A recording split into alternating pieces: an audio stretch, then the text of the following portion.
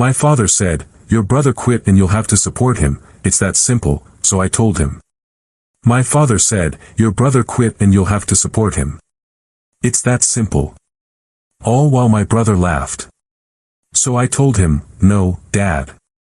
He's your son and your problem. I'm out of here," and I cut them off completely. My name is Jorge, I'm 34 years old, and I'm a dentist. It's not that I love to brag about my work, but let's just say I'm doing well.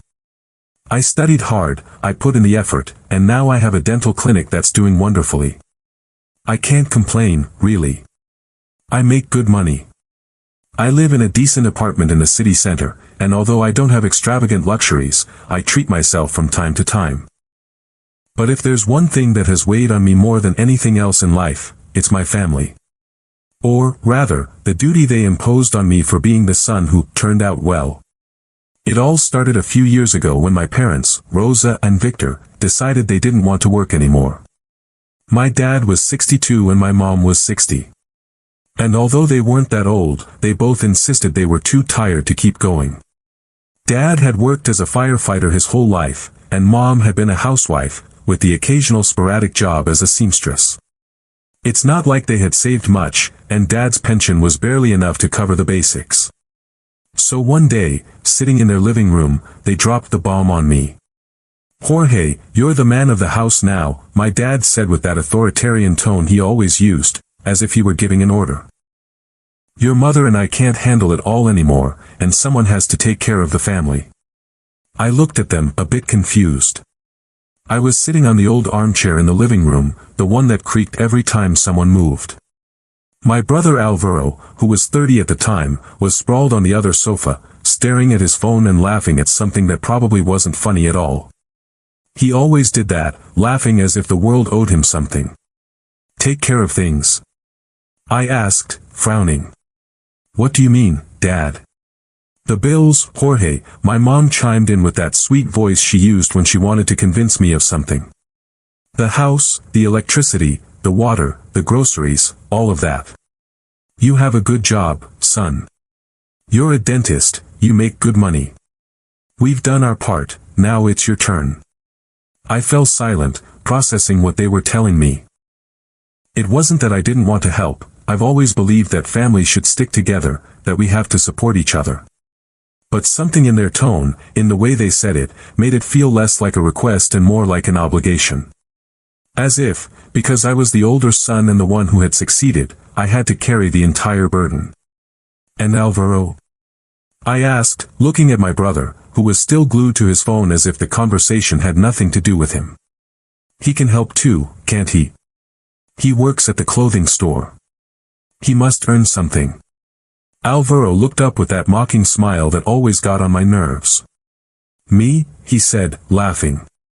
"Bro, I make peanuts selling t-shirts. You're the one with the money, the star dentist.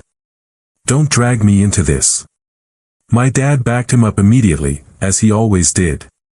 "Alvaro is just starting out, Jorge. Don't be selfish. He can't handle that kind of responsibility. You, on the other hand, have a profession. It's only fair." Fair. That word stuck with me, though not in the way they intended. Fair. Fair for whom? But I didn't say anything. I nodded like I always did because deep down, I wanted my parents to be okay. I wanted them to have a comfortable life, to not lack for anything. So I agreed. I started paying the house bills, the rent, electricity, water, internet, groceries, everything. Every month, I transferred a considerable amount of my salary to my parents' account. And even though I didn't have much left over after that, I told myself it was my duty. It was my family. After all, the first few months weren't so bad. My parents seemed grateful, although they never said it directly. Mom would sometimes give me a hug and say things like, "You're a good son, Jorge." But there was always a hint of expectation in her voice, as if she took it for granted that I would keep paying for everything without complaining. Dad, on the other hand, was more direct. If I was ever late with a transfer, he would call me immediately with that scolding tone he'd used since I was a child.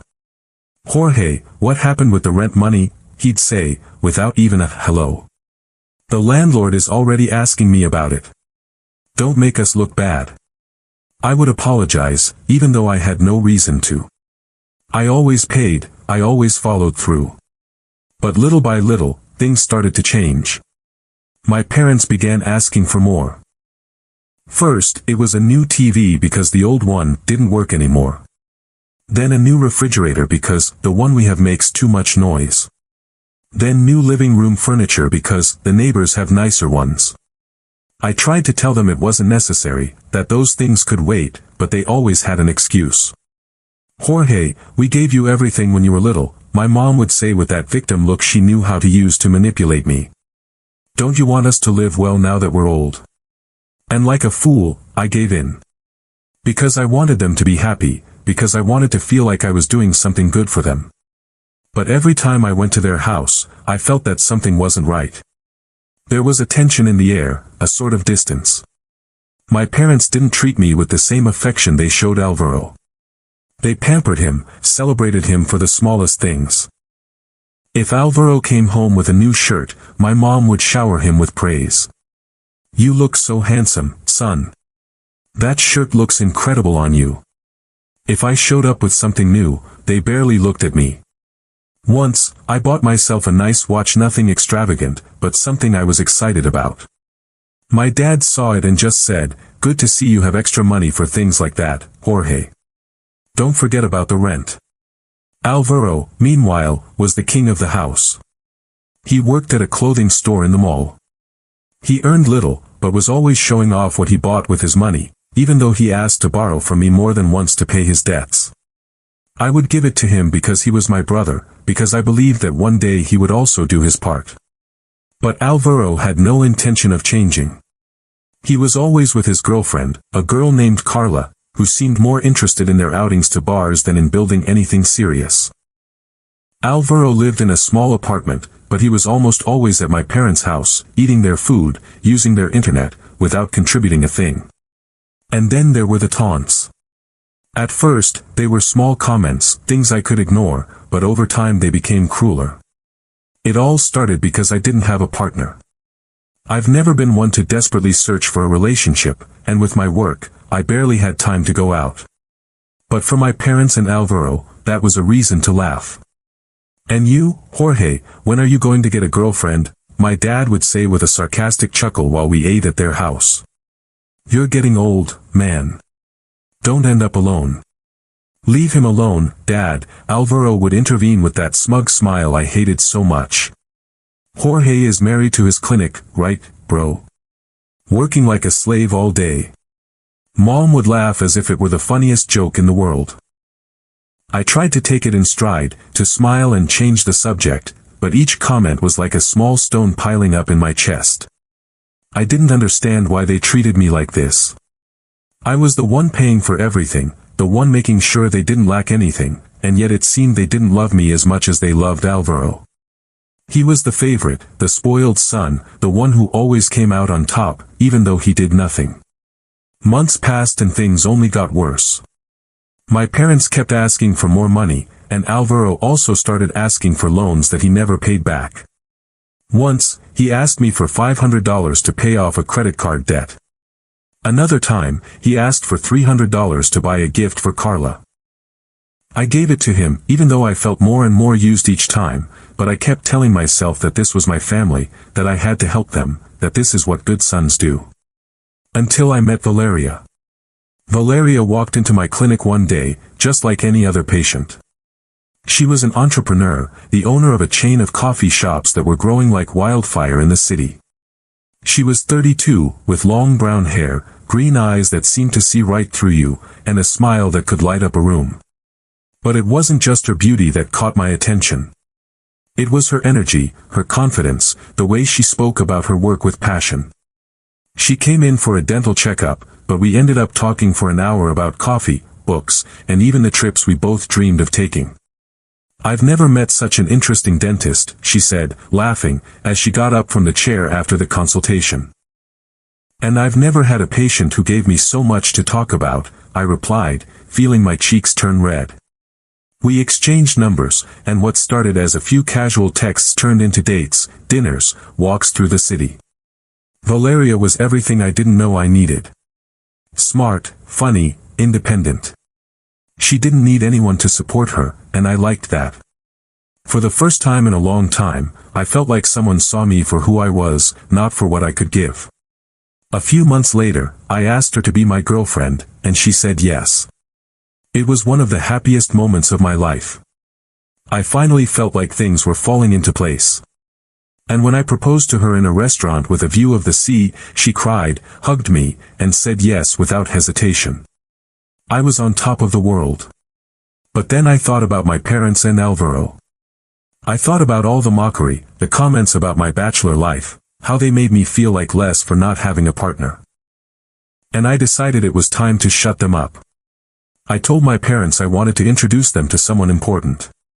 I organized a dinner at their house and brought Valeria. When we walked in, I couldn't help but smile at their faces. My mom's jaw dropped.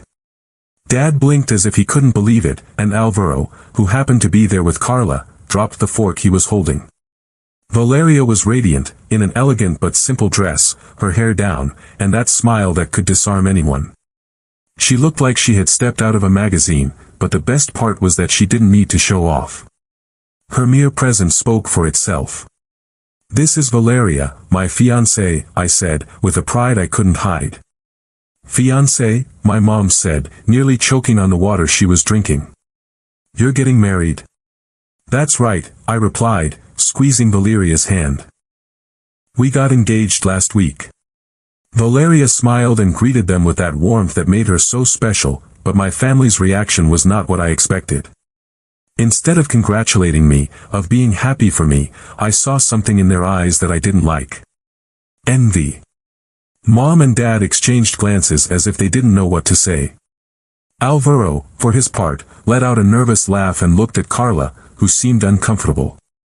No one said anything bad, but there was no enthusiasm either. It was as if my happiness bothered them. The dinner was tense. Valeria tried to be friendly, to talk about her work, to ask questions about my family, but my parents responded with one-word answers and Alvaro barely spoke. When we left, Valeria said to me, "I don't think they like me, Jorge." "Don't worry," I told her, though inside I was furious. "They're just like that. But you're perfect."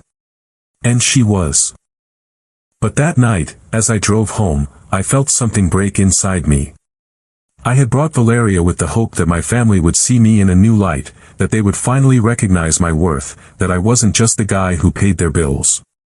But instead, they treated me with indifference, as if my happiness didn't matter. And then, an idea began to germinate in my mind. Maybe I was tired of being the good son. A few weeks later, I got a call from my dad. His voice sounded serious, almost angry. "Jorge, come to the house. Now. We need to talk about something important." "What happened?" I asked, worried. "Are you okay?" "Just come," he said, and hung up. I got nervous. I thought maybe someone was sick or something serious had happened, so I canceled my afternoon appointments and drove to my parents' house. When I arrived, they were in the living room, Dad sitting in his favorite armchair, with that boss-like expression he used so often, and Alvaro on the sofa with a smirk I didn't like at all. There was no sign of Mom, which I found strange. "What's going on?" I asked, sitting down across from them. Dad didn't waste any time. He got straight to the point with a tone that allowed no argument. "Jorge, you're making a lot of money. You're lucky, you're doing well. You have a partner now, everything is going perfectly for you. But family comes first, and you have to help more." I frowned, confused. "Help more?" "Dad, I pay all your bills. The rent, the electricity, the water, the groceries. What more do you want?" Dad took a deep breath, as if holding back his anger. "Your brother quit his job," he said, pointing to Alvaro, who was still smiling as if this were all a joke. "He didn't like it, it stressed him out. So from now on, you're going to support him. It's that simple. No discussion." I was frozen. I looked at Alvaro, who said nothing, just chuckled under his breath as if he were enjoying the moment. Then I looked at my dad, hoping this was some kind of joke, but his face was stone cold. "What?" I said, feeling rage begin to well up in my chest. "Alvaro quit. And why do I have to support him? He's young, he can work. Tell him to find another job. He's your brother." Dad yelled, slamming his hand on the arm of the chair. "Family helps family, Jorge. Alvaro is going through a tough time. He's stressed out. He can't work right now. You, on the other hand, have everything. You have to share." "Share?" I repeated, incredulous. "And what has Alvaro ever shared with me? Or you? All this time I've paid for everything, I've given everything, and all I get in return is mockery. Do you think I don't notice? Do you think I don't see how you treat him like a prince and me like your personal bank?" Dad's face turned red, but not with shame, with fury. "Don't you dare talk to us like that," he shouted. "We raised you, we gave you everything. This is what you do for your family." And then, something inside me snapped. I looked at Alvaro, who was still laughing as if this had nothing to do with him. I looked at my dad with his face of an implacable judge, and I had had enough. "No, Dad," I said, with a calmness that surprised even me. "Alvaro is your son, and that makes him your problem. I'm out of here. And by the way, I'm done paying your bills too. It's over. I'm not your bank or your slave. You're on your own." The silence that followed was deafening. Dad opened his mouth, but no words came out. Alvaro stopped laughing, and for the first time, I saw a flicker of worry on his face. I stood up, grabbed my jacket, and walked to the door. As I was leaving, I heard my dad yell, "Jorge, get back here. You can't do this to us." But I didn't stop. I got in my car, started the engine, and drove away. For the first time in a long time, I felt like I could breathe. The following days were a whirlwind, but a good one. Valeria and I dove into planning the wedding. She wanted something simple but elegant at a venue with a sea view. I just wanted to marry her as soon as possible. We picked a date, 3 months away. While we were organizing everything, my family remained silent. Not a call, not a text. I thought they were angry, or maybe waiting for me to give in like I always did, but this time, I didn't. A week before the wedding, my mom called. Her voice sounded desperate. "Jorge, the landlord is pressuring us," she said, almost crying. "We haven't paid the rent. We need your help." I was quiet for a second, feeling the anger rise. That was it. Money. Not an apology. Not a, "How are you?" Nothing. "No, Mom," I replied in a cold tone I barely recognized. "I'm not paying for anything anymore. Dad has his pension.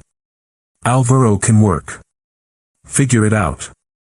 "Son, please," she begged. "We're your parents. You can't leave us like this." "I'm not leaving you," I said, gripping the phone. "You used me. It's over." I hung up before she could say anything else. My heart was beating fast, but it wasn't guilt, it was relief. For the first time, I felt in control.